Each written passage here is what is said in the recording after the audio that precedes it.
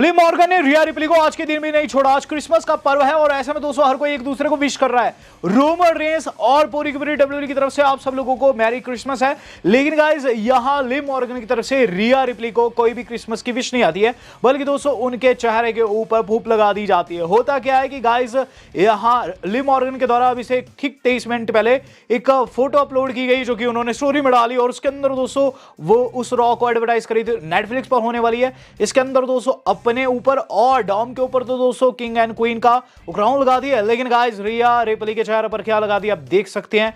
यहां दोस्तों कहीं ना कहीं वो इस बात को लेकर खफा है रिया से कि अभी भी उनका पीछा नहीं छोड़ रही है और आगे जाकर दोस्तों हमें इनका एक और मैच देखने को मिल सकता है। इस दौरान दोस्तों एक और चीज जो कि बिगन हो सकती है वो है गाइस एक नई story line between Dominik Mysterio and Raquel. जी हां दोस्तों, कल की मंडे नाइट रॉ में अगर आपने ध्यान नहीं दिया होगा तो गाइस आपको मैं बता दूं, वहां हमें बैकस्टेज सेगमेंट में एक चीज देखने को मिलती है कि जब डॉम वहां से निकलते ही चीज कहते हुए कि वो डेमियन को मजा चखाने जाने वाले हैं, वहां दोस्तों रैक्वेल उन्हें बाय कर दिया है। लिव ने ऐसा नहीं किया और रैक्वेल की आंखों में जो दिख रहा था, फैंस दोस्तों यहाँ एक्सपेक्टेशन लगा रहे हैं कि आगे जाकर दोस्तों हो सकता है हम लोगों को डॉम एंड गाइस रैक्वेल के बीच में भी कुछ तामझाम देखने को मिले। इससे पहले डॉम ने एक महिला को धोखा दे दिया है, तो क्या लिव का भी कटने वाला है ये तो समय बताएगा। हम बात कर लेते दोस्तों आज की अपनी वेरी नेक्स्ट अपडेट की। इससे अगली न्यूज जुड़ी हुई है दोस्तों हमारे अपने Conor McGregor versus Logan Paul से। Yes guys, it's confirmed, Conor McGregor versus Jake Paul is now on the table for July और से सितंबर in India.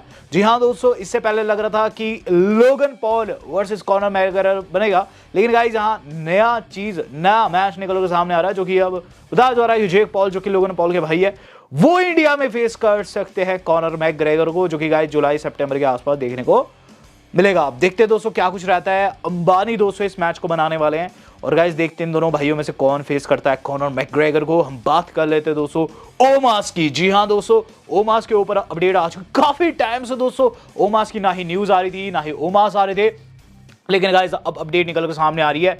ओमास is still under contract with WWE. Yes guys, वो WWE के साथ अभी भी contract में है, लेकिन गाइस वो कब तक टेलीविजन पर आएंगे और क्यों इस वक्त वो नहीं दिखाई दे रहे, इसके ऊपर कोई भी अपडेट नहीं है। तो ओमास दोस्तों कंपनी के साथ साइंड तो है, लेकिन गाइस उनका यूज नहीं किया जा रहा है और अभी तक उनके रिटर्न की टाइमलाइन नहीं निकल पाई है, जो कि मेरे हिसाब से रह सकती है रॉयल रंबल के आसपास की। तो यहाँ दोस्तों अभी तक हमें वो देखने को नहीं मिले हैं और गाइस आगे भी देखने को नहीं मिलेंगे। हो सकता है गाइस आप लोगों को नेक्स्ट ईयर से वो देखने को मिले। नेक्स्ट ईयर से दोस्तों एक और बड़ा थिंग होने वाला है, वो है गाइस जेड कारगिल की रिटर्न और गाइस उस महिला सुपरस्टार का पता लगना जिसने जेड पर अटैक किया था।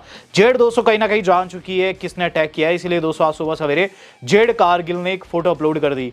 आप ट्विटर पर जाकर भी देख सकते हैं जेड कारगिल की तरफ से इस फोटो में दोस्तों जेड दिखाई दे रही है, ऊपर की ओर देख रही है, चेहरे से खून बह रहा है, यानी कि जेड कहीं ना कहीं जान चुकी है अटैकर कौन है। फैंस कह रहे हैं कि ये नायोमी है, लेकिन मेरे हिसाब से ये दो महिलाओं में से एक है। या तो दोस्तों ये नायोमी है या तो गाइस ये बियांका ब्लेयर है। दोनों का ही दोस्तों कहीं ना कहीं जेड के साथ गलत चल रहा था, क्योंकि गाइस अगर आप देखेंगे दोनों इस वक्त काफ़ी खुश नज़र आ रही है और जेड की चैंपियनशिप नायोमी होल्ड कर रही है।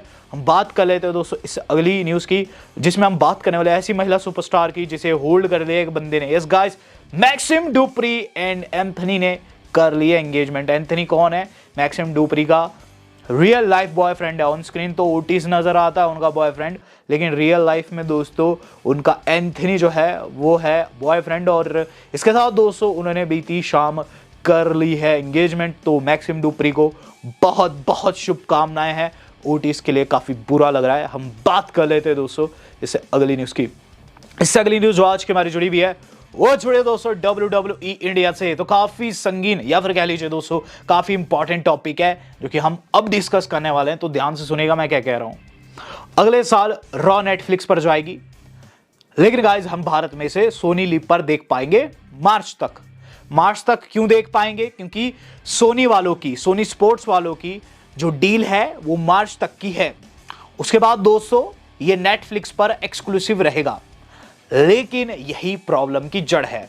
जहां दोस्तों बात करूं सोनी की, सोनी नेटवर्क की, तो उसमें केबल चैनल्स भी आते हैं, सोनी लिव भी आता है। अगर दोस्तों ये डील जो है मार्च में खत्म हो रही है सोनी की, ऑब्वियसली नेटफ्लिक्स पर रॉ एंड स्मैकडाउन आया करेगी, फिर मार्च के बाद दोस्तों उसी पर देखना होगा। तो इसका मतलब यह है दोस्तों अब हमें ये शोज केबल पर देखने को मिलेंगी नहीं। यस गाइस, ये शोज जो है मार्च के बाद से आप लोगों को केबल पर देखने को नहीं मिलेंगे। आपको नेटफ्लिक्स का सब्सक्रिप्शन लेना होगा। यहां दोस्तों एक अभी के लिए प्रयास लगाया जा रहा है कि सोनी वाले अप्रोच करेंगे WWE को, ट्रिपल एच को एक नई डील के लिए। इस पर अगर मैं टिप्पणी करूं ना तो गाइस ये काफी बेकार डील है जो कि नेटफ्लिक्स एंड WWE के बीच में हो रही है, खासकर भारतवासियों के लिए। आप खुद सोचिए, मार्च 2025 आप केबल पर इसे देख नहीं पा रहे हैं, नेटफ्लिक्स का सब्सक्रिप्शन आपने लिया नहीं है, तो ऐसे में आप लाइव इसे देख नहीं सकते। इवन मैंने भी नहीं लिया है। लेकिन गाइज यहाँ बात इतनी सी है कि कहीं ना कहीं इससे व्यूवरशिप पर काफ़ी बुरा प्रभाव पड़ेगा। और जो ये कह रहे थे कि रॉ, नेटफ्लिक्स एंड ऑल सब कुछ अच्छा हो जाएगा, भारत के लिए तो मुझे बिल्कुल भी अच्छा नहीं लग रहा है। और इंडियन फैंस के लिए, इंडियन ऑडियंस के लिए दोस्तों काफ़ी खतरे का सबब है। और कहीं ना कहीं दोस्तों हम कह सकते हैं यहाँ कहीं ना कहीं डब्ल्यू वाले अपने पैर पर कुल्हाड़ी मार रहे हैं, क्योंकि नेक्स्ट अपडेट भी कुछ इसी से जुड़ी है। तो अगली अपडेट जुड़ी है एड्स से। तो अगर आप सोच रहे हैं कि नेटफ्लिक्स का आप सब्सक्रिप्शन ले लेंगे और एड्स नहीं आएगी, ऐसा बिल्कुल भी नहीं होने वाला। Yes guys, Raw is expected to feature ads on Netflix and the experience will be the similar to the previous broadcast. यानी जैसे हम सोनी लिव पर देख रहे हैं ना कि शो आता है, शो के बीच में ऐड आती है, ऐड खत्म होती है, देन फिर से शो बिगन हो जाता है। केबल पर वैसे ही चलता है बिल्कुल। यहाँ दोस्तों सेम नेटफ्लिक्स पर भी होने वाला है। बहुत से लोग सोच रहे थे नेटफ्लिक्स पर अगर रॉ चली जाएगी तो हम लाइव देखेंगे, बीच में ऐड नहीं आएगी, पूरा मौज हो जाएगी। तो ऐसा बिल्कुल भी नहीं है गाइज, बिल्कुल सेम टू सेम यहाँ एक्सपीरियंस रहने वाला है और वहाँ भी आपको ऐड देखने को मिलेगी। हाँ, एक चीज़ जो खास होगी अगले साल से, मंडे नाइट रॉ जब नेटफ्लिक्स पर जाएगी वापस 3 घंटे की हो जाएगी। हम बात कर लेते हैं दोस्तों अब इससे अगली बड़ी अपडेट की। तो गाइज वो हमारी जुड़ी है द रॉक से। जी हाँ दोस्तों, द रॉक, ड्रू मैकिंटायर एक साथ है। और गाइज ये चीज़ जो है लीक बताई जा रही है, फिर कह लीजिए दोस्तों ये चीज़ डेफिनेटली आगे देखने को मिल सकती है। तो इस समय दोस्तों ड्रू मैकिंटायर जो काफ़ी हॉट चल रहे हैं, उन्होंने ब्लड लाइन के मेंबर्स को ठिकाने लगाना शुरू कर दिया है। और इसी बीच दोस्तों कल उन्होंने एक प्रोमो भी काटा था जिसमें वो कहते हैं कि उनके परिवार में किसी की डेथ हुई थी तो स्कॉटलैंड चले गए थे। ऐसे में किसी ने भी उनकी सुध-बुध नहीं ली, सिर्फ एक बंदे ने उनसे उनका हाल पूछा। यहां गाइस बताया जा रहा है ये बंदा कोई और नहीं, द रॉक है। द रॉक वो व्यक्ति जिन्होंने इस साल उन्हें एक स्वॉर्ड गिफ्ट की, ड्रू मैकिंटायर को एक तलवार गिफ्ट की थी उन्होंने। साथ साथ दोस्तों यहां मैंने आपको बता रखा है कि ड्रू मैकिंटायर जो है रॉक के कहे पर यहां अटैक कर रहे होंगे, क्योंकि गाइस ड्रू मैकिंटायर इतने टाइम से मार वार खा रखे ब्लड लाइन से और एक साल बाद उन्हें याद आ रहा है कि मैंने बदला लेना है। तो कुछ ना कुछ रीज़न है दोस्तों इन सारी चीज़ों के पीछे, और ये मेजर रीज़न दोस्तों रॉक हो सकते हैं। रॉक गुस्साए हुए हैं इस बात को लेकर कि सोलो सिक्का अपनी जॉब ढंग से नहीं कर पाए, तो उन्होंने हो सकता है ड्रू को भेजा हो इस जॉब को पूरा करने के लिए। हाँ, ड्रू ने दोस्तों कोई नाम मेंशन नहीं किया है, तो ऐसे में दोस्तों बताया जा रहा है कि ये ब्राह्मा बुल रह सकते जिन्होंने उनकी सुध-बुध ली और उसके बाद उन्हें यहाँ ब्लड लाइन के पीछे भेजा है। अब ये तो दोस्तों समय बताएगा। हम बात कर लेते दोस्तों आज की अपनी सेकंड लास्ट न्यूज़ की। सेकंड लास्ट न्यूज़ जो आज के हमारे जुड़े दोस्तों स्पिनर चैंपियनशिप के वापस आने से। इस साल दोस्तों हमने देखा कि WWF टाइटल वापस लौटा है और गाइस बताया जा रहा है अगले साल हम लोगों को स्पिनर चैंपियनशिप वापस देखने को मिल सकती है। Spinner WWE championship John Cena ने मशहूर की थी, आपको याद होगा, ये घुमा करती थी और गाइज एक टाइम को घूमना बंद भी हो गई थी जब जॉन सीना के हाथों से ये छूटकर किसी और के पास गई थी। लेकिन गाइज वो टाइम ये लगता जब जॉन सीना इसे लेकर आते थे, सेम टाइम दोस्तों आप लोगों को अगले साल देखने को मिलेगा। क्या करके बताया जा रहा है कि WWE वाले इस चीज़ के ऊपर विचार कर रहे हैं और ये क्या विचार है कि अगर जॉन सीना टाइटल जीत जाते हैं ना अगले साल तो स्पिनर चैंपियनशिप को वापस लाया जाएगा। इसके पीछे का वापस लाने का रीज़न बस यही है दोस्तों कि जब वे वापस आएगी तो नकली चैंपियनशिप यानी कि दोस्तों जिसकी जो रेप्लिका रहती है ना टॉय सेक्शन में, वो भरपूर बेची जाएगी, उससे भी तगड़ा पैसा कमाया जाएगा अगले साल जॉन सीना के मर्च के लिए, खासकर जॉन सीना के फैंस के लिए जो कि उनके नाम की टी शर्ट्स खरीदते हैं, उनके मर्च खरीदते हैं। वो भी काफ़ी इंपॉर्टेंट ईयर है गाइस, क्योंकि अगले साल जॉन सीना रिटायर होने वाले हैं। तो ऐसे में दोस्तों WWE वाले इसे ढंग से कैश इन करेगी और हो सकता है अगर सीना चैंपियनशिप जीत जाए और 17 टाइम वर्ल्ड चैंपियन बन जाए तो इस चैंपियनशिप को वो वापस लाए, जिसे हम स्पिनर टाइटल भी कहते थे।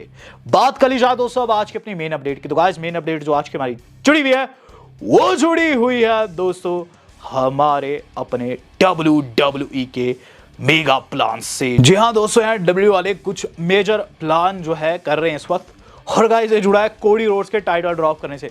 यस गाइस, कोडी रोड्स अगले साल टाइटल हारने वाले हैं। रेसल वॉर्ड्स के अकॉर्डिंग कोडी रोड्स जो है अगले साल टाइटल ड्रॉप करेंगे। यहाँ क्या करके बताया जा रहा है, Cody could be dropping the title at some point 2025 depending how the creative plans shake out. यानी कि जैसे क्रिएटिव प्लान रहते हैं उसके अकॉर्डिंग कोडी जो है टाइटल ड्रॉप करेंगे, चीज़ें देखी जाएगी और उस हिसाब से दोस्तों हो सकता है रेसलमेनिया 41 में हो सकता है उसके बाद हो। और ऐसे में दोस्तों ऑफिशियल जो है सीएम पंक, रोमन रेंस, सीना जैसे सुपरस्टार्स पर फोकस कर रहे हैं जो कि नेक्स्ट इन लाइन हो सकते हैं, कोडी के बाद जो चैंपियन हो सकते हैं। तो यहाँ रोमन वर्सेस कोडी के भी चांस बन चुके हैं इसी के साथ में, प्लस दोस्तों सीएम पंक वर्सेस कोडी के भी साथ साथ दोस्तों रॉक को भी बताया जा रहा है कि कोडी के ओपोनेंट हो सकते हैं जो कि उनसे टाइटल छीन सकते हैं। बात इतनी सी है, बॉटम लाइन इतनी सी है कि अगले साल कोडी हारने वाले हैं, कोडी टाइटल ड्रॉप कर, कोडी हारेंगे, डेफिनेटली हारेंगे, लेकिन गाइस किससे हारेंगे अभी तक डिसाइड नहीं हो पाया। आपके अनुसार कोडी अगर हारते हैं तो किसके खिलाफ उन्हें हारना चाहिए? Do let me know in the comment box. Video आज कितनी थी? वेल दोस्तों आज तक के लिए इतना ही, धन्यवाद, शबक है।